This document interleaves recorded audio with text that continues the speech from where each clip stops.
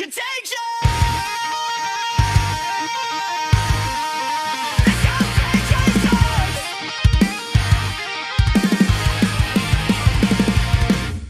Hello and welcome to This is Contagious, a show where we look at how contagious ideas are shaping brands and culture. Today, Chloe is going to be speaking to Kory Marchisotto, the president of e.l.f. Brands, that super cool range of cosmetics and skincare products. Kory's going to reveal the secret behind why they started selling empty bottles to their fans, the importance of having zero distance between the C-suite and its community, and why people were clamouring for financial advice from a beauty brand. All this and the insights into how e.l.f. shapes culture. Enjoy. Hi, Kory. Thank you so much for joining us on the podcast today. I have to say, we've been reporting about e.l.f.'s initiatives for a number of years at Contagious. So I'm so excited to talk to you. It's really thrilling to speak to you today. Well, thank you for having us, Chloe. And apparently we are contagious, so I really appreciate your e.l.f-thusiasm, as I like to call it. Absolutely. I love your wordplay. So we start by asking all of our guests on the podcast the same question. Okay. What's contagious for you right now? What are you really obsessed by? What's the bee that you have in your bonnet? What are you excited by? The B is an H, and it's humanity. And what I'm most excited about is what I call H2H, which is human to human. The more the conversation happens around AI, emerging tech, humanoid robots, insert thing here, the more people are craving humanity. And if you see all the movements happening right now, it is no phone movements, it is IRL experiences, people coming together to find where they can gather as a community. So I'm really excited about that because I think the more and more we get back to ourselves and back to community building, the better it's going to be for the whole world around us. I totally agree. And that chimes with a lot of the things that I want to be talking to you about today. Yeah. But let's start at the beginning. I think e.l.f. has had an amazing journey from a direct-to-consumer startup, a tiny disruptor, to now a multi-billion-dollar beauty company. It's very impressive. But I think the origin story is something that people might not know that much about. So I'd love to just, if you could take us on that journey. e.l.f. was born to disrupt. It's in our DNA, and that started 22 years ago. When I say 22, most people are like, what? I thought e.l.f. was like 10 years old. e.l.f. is 22, and it was started by a father-son duo in Brooklyn, New York. The origins were that the son was graduating from New York University, and the father wanted to find a business that they could get in together. So they were white space entrepreneurs. They knew nothing about beauty. So they were looking for an opportunity. Where is there a need that's not being met? And they took in a lot of different synapses. And one that stood out for them the most was visiting a dollar store. And when they visited the dollar store, what they found was BMWs and Mercedes-Benz parked in the parking lot, women going in fur coats. They said, okay, a dollar store actually has shoppers who have money. The point of it is actually about value, and value is not about high income or low income shopper. It's actually a way of being. So they canvassed the dollar store and asked themselves, is there anything that people cannot get that is a premium quality at an accessible price point? And their answer to that was actually cosmetics. So they set out 22 years ago to create premium quality cosmetics and sell it for $1 over the internet. Now, I have to remind your listeners that this is 2004. The iPhone does not exist yet, and it is the year that Facebook launched. So everybody told them that they were completely insane. Why were they insane? First of all, you certainly cannot create premium cosmetics and sell it for $1. Not going to happen.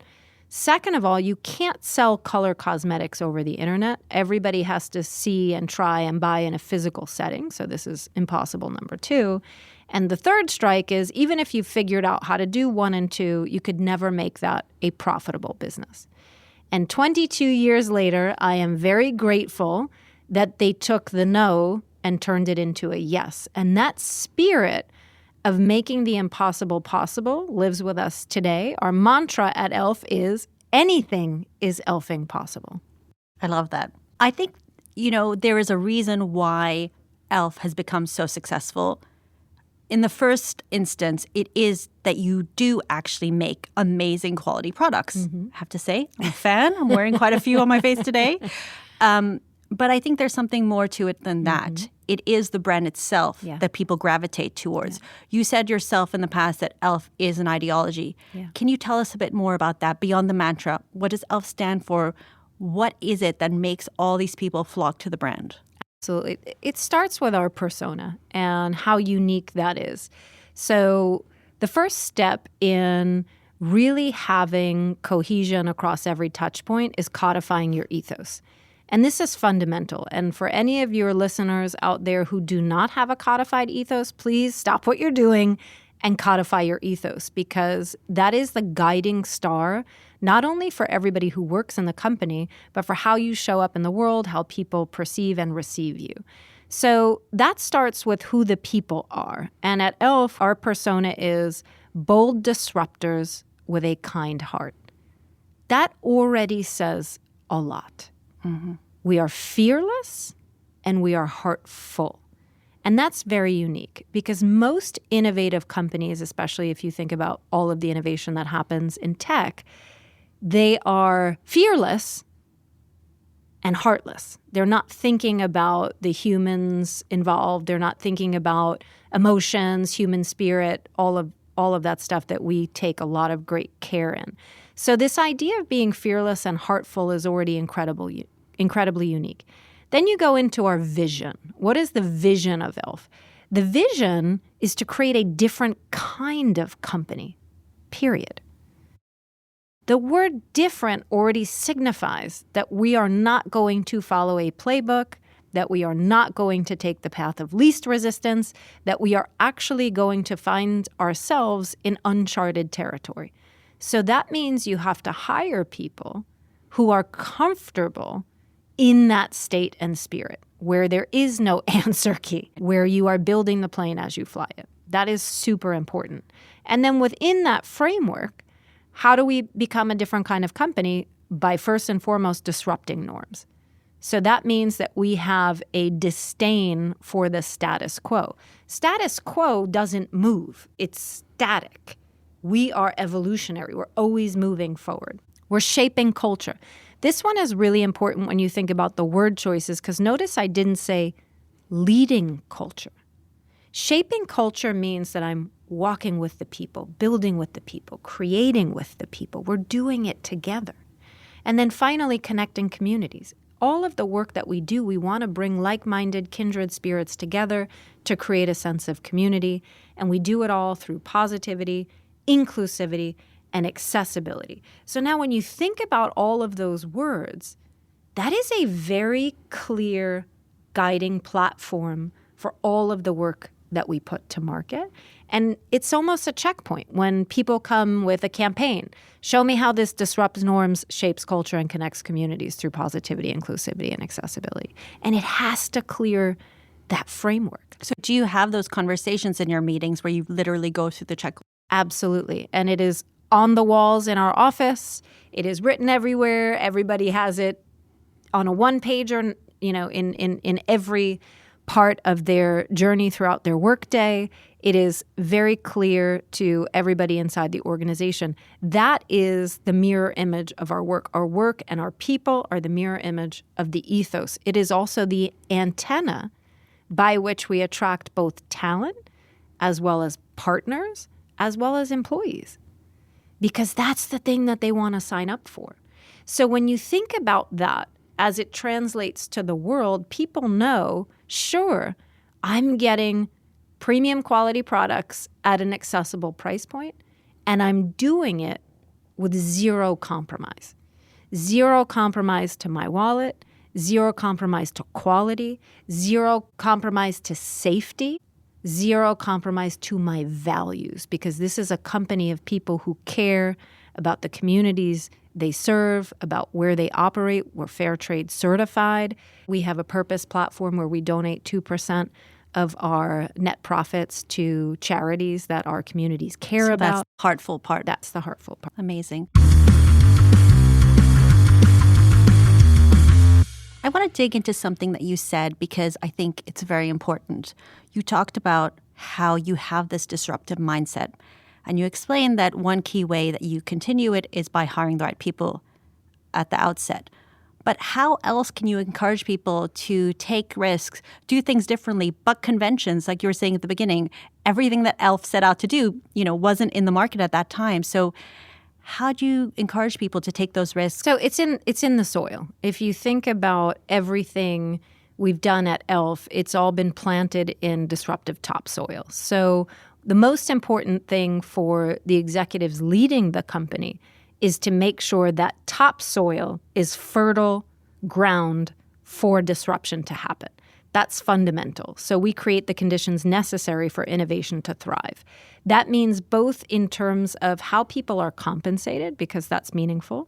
Every single e.l.f. employee is an owner. Every single e.l.f. employee has been granted stock. So that means we are not just colleagues, we're fellow owners in the company. Right. I think you call that the one team, one dream model. Is that right? That's right. And that is a huge part of our competitive moat. And it changes the way people show up because you are personally invested. You're not just doing work and being a cog in a wheel. You are personally invested. It's motivational. Exactly. So you start with that. Then we have what we call high-performance teamwork or an HPT culture. And that stands on 3 core pillars. The first one is passionate relationships. If you're going to disrupt with somebody, you have to have a passionate relationship. It's not even open for discussion. So what does that mean? That means I want to get to know you. This is not about small talk. I want to know what's going on in your life. I want to know who you are. I want to know what makes you tick. The second pillar is healthy conflict, and this is fundamental in a disruptive environment. This means that we face challenges head on. We don't walk away from the friction. We walk into the friction. The magic happens inside the friction points. So what happens in a lot of companies is people are like, oh, conflict. Not just companies, I think life, but it feels so antithetical to how people act right now, and that's why I find it so inspirational. So how do you actually encourage people to have that healthy conflict, and how do you balance that? Because it should be respectful. So I'll go to one of my most admired doctors, Dr. Marcus Collins, who has 3 words. Big fan of his as well. He boils us down to which we've adopted, and that is believe, inspire, and model. So to answer your question, first and foremost, you have to believe it. Everybody in the organization has to believe. They're a team of believers. When you believe and have the fire in the belly for the thing that you're up to walk into these friction points, to engage in high-performance teamwork, you then inspire it in all the people around you. And then you role model it at every turn. So, for example, let me run that water through the pipes for you. If we're in a meeting and I witness healthy conflict happen in the meeting, I will hit the timeout button. This is the most important asset every single human being has, is just press timeout. And I'll say, wow, did you all just see that moment of healthy conflict? And then for 2 minutes, we just dissect it. And I'll ask people to give me their observations. What did you see? What did you see? What did you see? So now they see a live example that we have now discussed as a group, and then we get back to the meeting. So what did it cost us? 2 minutes? And in 2 minutes, now everybody understands that healthy conflict is not only encouraged, but they've actually just seen the result of it. And now they want to go practice that themselves. You cannot achieve breakthrough disruption if your team members are not walking into friction. The greatest work happens at the end of a high level of friction. I mean, this is how diamonds are born, right? So this is critical, because when you walk into friction, you say, but the work can be better, and have we achieved what we wanted to, and do we think it's about, and you keep pushing and pushing and poking and prodding and pushing, and boom, then it erupts. You work together to push the work to the highest possible outcome. We talked a lot about how e.l.f. works internally. I want to shift a little bit to the community, because that is one of my favorite things about what makes e.l.f. such an interesting and inspiring brand. Can you tell us a bit about how you foster these amazing relationships with your community? It's what I call zero distance. So e.l.f. has zero distance between even our C-suite and our community. So, for example, Tarang Amin, who's our CEO, goes on TikTok Lives when the community is desperate for something that we don't have yet because they feel left out of a beauty trend because they can't afford the premium offer and nobody has been able to bring it at an accessible price. They will be rabid in our comment pools. e.l.f., I need bronzing drops. Well, that's exactly what happened. That's a real life story that happened. The viral bronzing drops came about because the community demanded it and you listened. So I brought our CEO onto a TikTok Live so he could hear from the community directly. And I knew it was going to put gas in the tank for him to actually help the innovation pipelines work even harder to get that product to market because he experienced it himself. So we do that as it relates to product. Even the recent launch of hair, Tarang and I went on a TikTok Live at Christmas and asked the community, what else do you want from us? What do you not have from e.l.f. that you want? And hair was the most requested because people are saying, e.l.f., I want you in my shower. I want you in my insert place here that you don't exist yet. So then another point that I think is critical is when we brought Mandy Fields, who's our CFO, onto a Twitch live stream to give financial advice. And this is really fascinating because we asked our Twitch community what they wanted to hear from e.l.f. We're always asking, hey, guys, we don't want to make any assumptions. We don't live in an ivory tower. We want to do what you want to hear. What do you want to hear? I would not have guessed financial advice. They asked for financial advice. We had just launched our Roblox games, which were very much about entrepreneurship and teaching financial acumen. So it was in the ether, if you will. 111,000 people showed up to hear financial advice from our CFO. Wow. What that says to you, and this is where you get to ideology, we're not just selling product. e.l.f. is their trusted best friend. It is a resource by which they go to help make their life better in multiple ways. The other thing that they ask for, career advice. So do you ask your lipstick for career advice? No. Not yet.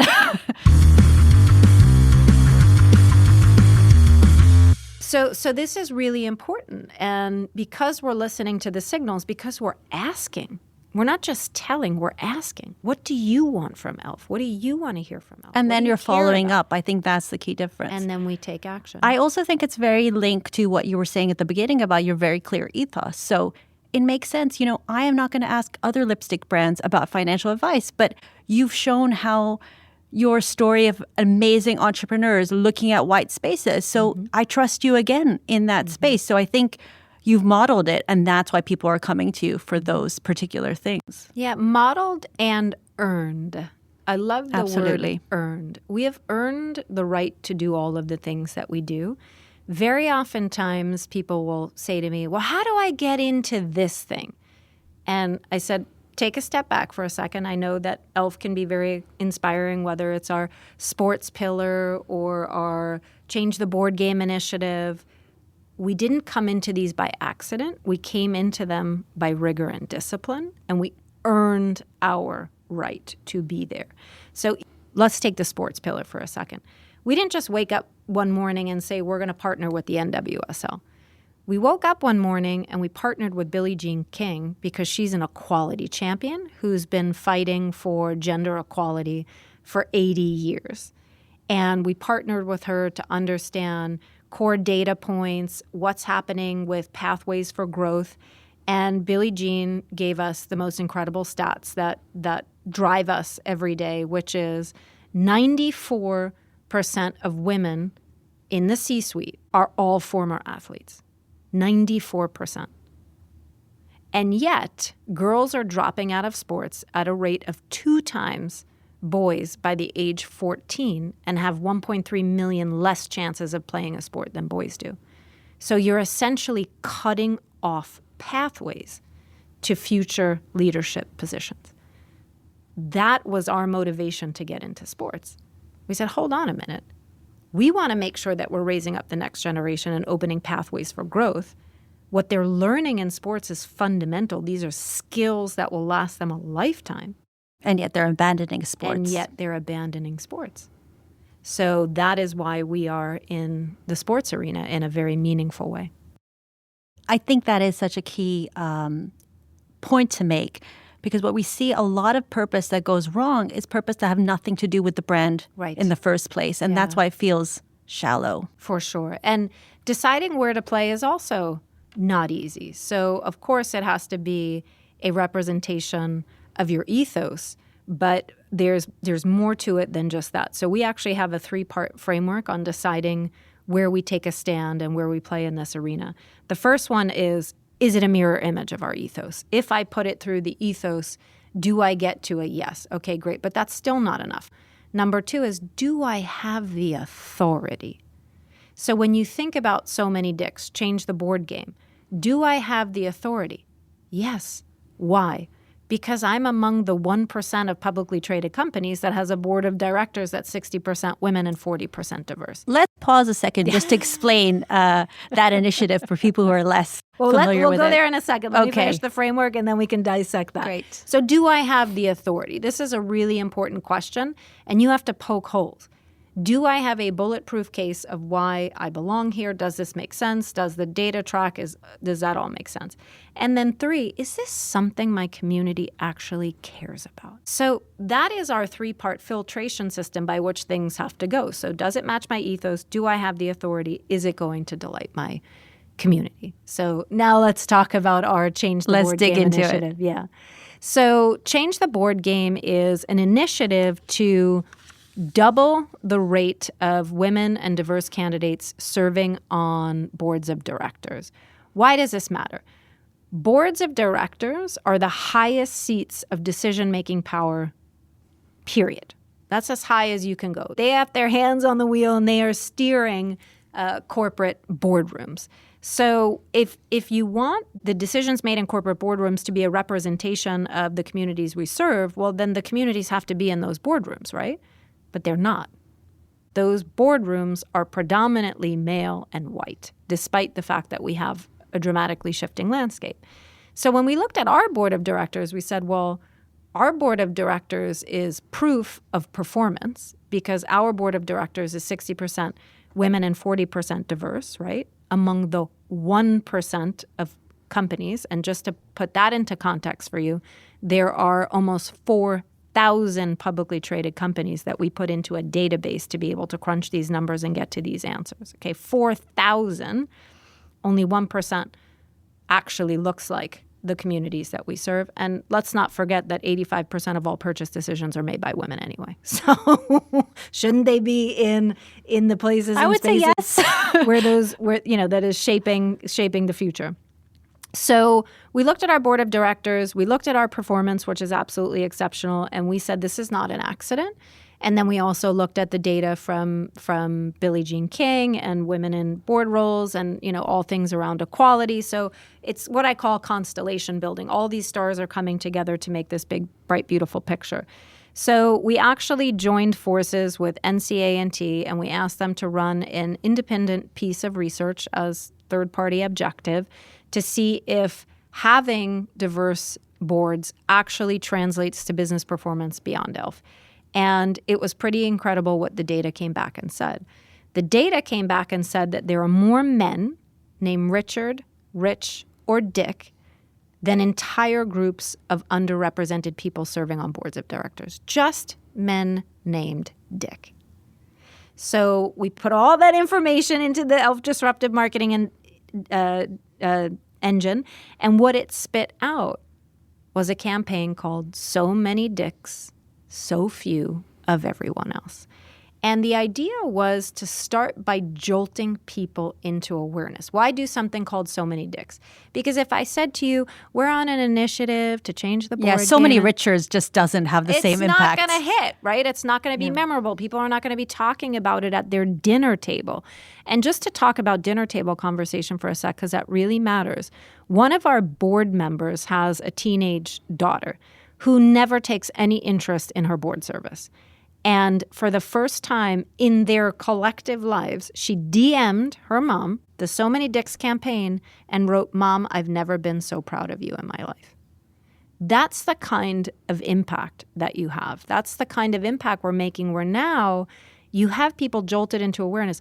What is a board of directors? Why does that matter? And the data doesn't lie. The data that came back from NCA&T proves that boards of directors that have gender diversity have an ROE that is far greater than those that don't. So all the data, time and time again, says when you have gender diversity and when you have ethnic diversity, it will improve your performance. And that's what people, in those positions will listen to. We all know they will listen to the data.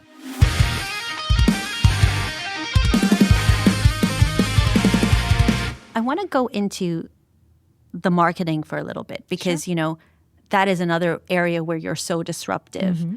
And also it's an area that you've invested a lot of money and resource into. Sure. Can you tell me a bit about why you decided to make that decision to invest so much in marketing and how that compares to other competitors within the beauty space? Sure. So again, if you go back to everything we've done, it is a series of steps. I always say that for the stone to crack open, it's not the 1,000th hit, it's the 999 that came before it. And our marketing engine had 999 before it is where we are today. It started in 2019 when I joined the company. So when you think about e.l.f. in different stages of growth, you had the founder's journey, which went from this crazy idea of selling premium quality cosmetics over the internet for $1 to a $100 million business a decade later that outgrew them and outgrew their ability to scale this further. And that brought in the second phase, which was when Tarang Amin started, who's now been with the company for 12 years. And this phase of the business was really about operational and business platforming. So getting the supply chain into a scalable and repeatable way so that we could expand our business base, expand our innovation pipelines, and then also taking the company public. So that second phase was really about operationalizing the things that the founders had built. The third phase was the brand building phase. So up until that point, we had stores. We had about 25 e.l.f. stores, which were not profitable. And in fact, they were bleeding the P&L. So what year are we talking right now? We are talking about, 2019 is when I started. So 7.5 years ago. Mm-hmm. The decision was made just before I walked in the door. And at that time, there was no sitting CMO. So you can see how this story goes down. We are going to close the stores and we are going to invest that money into brand building. In order to do that, we need a CMO who we think can take this company to the next level. So when I joined the organization, marketing and digital was 6% of net revenue that was being invested. The first thing we tried was to say, okay, well, let's go to 10. We've shut the stores. Let's take that money. Let's make that investment 10% and earn our way. What would you say is a comparable percentage for beauty brands? So our biggest competitor is about 30%. Okay. And within our space, 25 to 30 would be normal. If you think about CPG, it's way lower when you're talking about beauty, especially premium beauty. Premium beauty can be 30% and above. So I didn't want to just go from, turn on the faucet and 0 to 100. No, you need rigor and discipline. And I also needed to understand, what does the brand respond to? What is the community going to react to? I'm very much about a marketing engine that is a real-time signal reader. Mm-hmm. You have to be able to read the signals and react in real time. So when we went to 6 to 10%, we saw above benchmark performance across the board. So we knew there was a massive appetite. So then what did we do? We went from 10 to 12, from 12 to 15, and you see how this goes. Every step was earned. We studied the dollars, we studied the impact, we knew what was working, and then we moved further into doing what was working and stopped doing what wasn't. And then once we were able to scale the growth of the organization and have much bigger revenue, obviously your percentage to dollars gets bigger. That's what then allowed us to do things like a Super Bowl campaign with Jennifer Coolidge, which changed the trajectory of our business because we were able to capture such a large audience that was not aware of our brand in such a disruptive way because it was incredibly sticky and very memorable that actually changed trajectory to the next phase of growth. And how would you say your balance is right now between a lot of the more digital disruptive campaigns that you were known for at the beginning to the big ads? I know that this year you had another Super Bowl commercial as well. We are predominantly digital. So the vast majority of our spend is in the digital arena. We are also investing in real life. So if you go back to the human to human, we know our community wants real live events. They want to interact with our people. They want to interact with our brand. So we're also investing money in making sure we can create community moments for them. I love that. Can you tell me a bit more about the kind of things that you're doing and why it's so important? Sure. So when you're talking about on the community front? Yes, exactly. So when you think about community, there's a couple of different things that we do. So one is making sure that we bring our community to the big stuff that we do.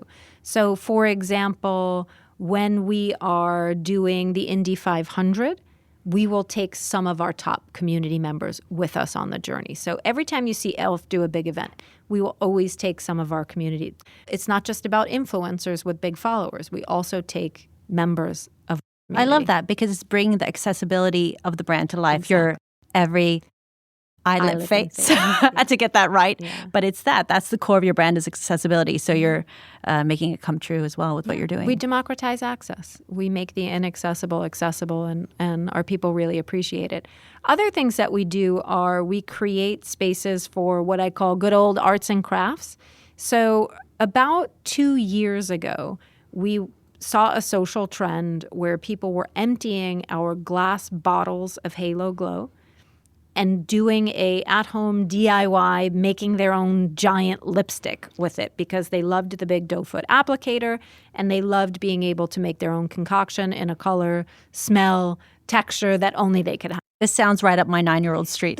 Yeah. So we actually decided to say, okay, not only are we going to make empty bottles for you so you don't have to mess up your kitchen and have makeup everywhere and cleaning out bottles. So we actually made empty bottles so that they right, because they were emptying existing e.l.f. products, and washing them out. Clean it out, which is really hard to do. That sounds quite annoying. And we were watching videos of the parents or the boyfriend or the husband like being mad because the sink was a mess. And we're like, oh my God, we have to save the families, save the families from the drama. So we made empty bottles for them to be able to do that. Then we also made a giant lip gloss for them so that, here guys, we made one for you. And it sold out, of course. We made DIY kits for them. Like we did everything we could to help them. It's again because you're listening to what people right. are talking about and you're paying attention. Yeah.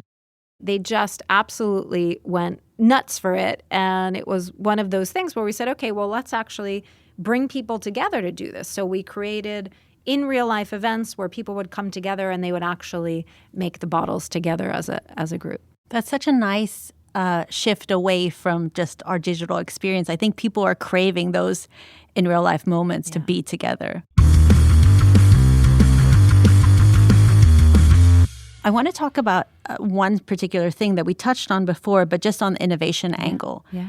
How do you actually work that fast? And I know, you have all your C-suite listening to what people are talking about online, but how do you actually convince them that this is a thing to actually invest in? And how do you go so fast from the idea to the actual product? Because it seems like that's something that you really excel at. We do, for sure. And again, it depends, right? Skincare takes longer. We just launched e.l.f. Hair. It took us 2 years from concept to consumer. So if you're building something from scratch, especially in a category that is not your strong suit where you have those proof points, it could take longer. Anything with an SPF in it is going to take longer because the technical capabilities are harder.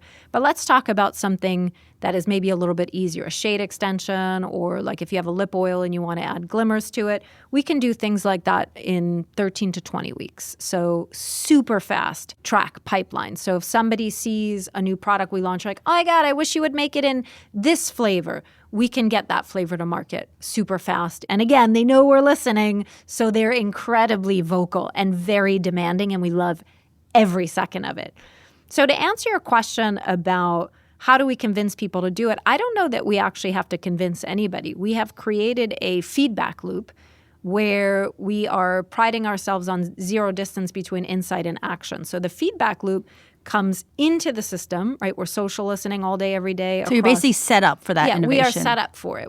So all the information pours in. Then we have people decode that information. If the signal is ringing loud and clear, it goes into the innovation pipes. The innovation pipes determine the speed. We may have a quick roundtable to say how fast do we want this one to go. Is this an urgent bronzing drop situation where if we don't make it, they're coming after our CEO? and we'll determine, does it go on what we call the warp speed track or a traditional fast track? So we really take it based on sense of urgency from the community.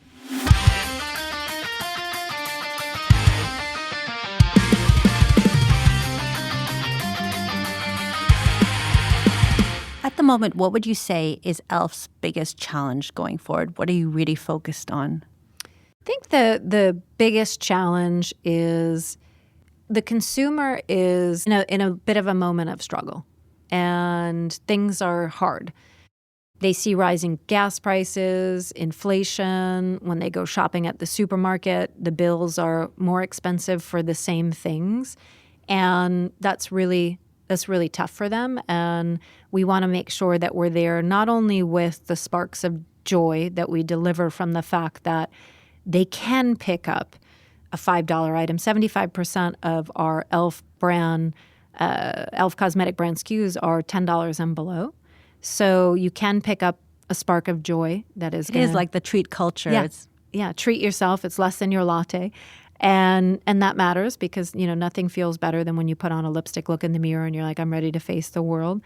And we want to make sure that we're also creating a place of belonging. So if you look at our entire ecosystem, whether it's coming to our Twitch channel or our Roblox games or any one of our social feeds, it's not just about product. It's about a place of belonging that you can return to over and over again.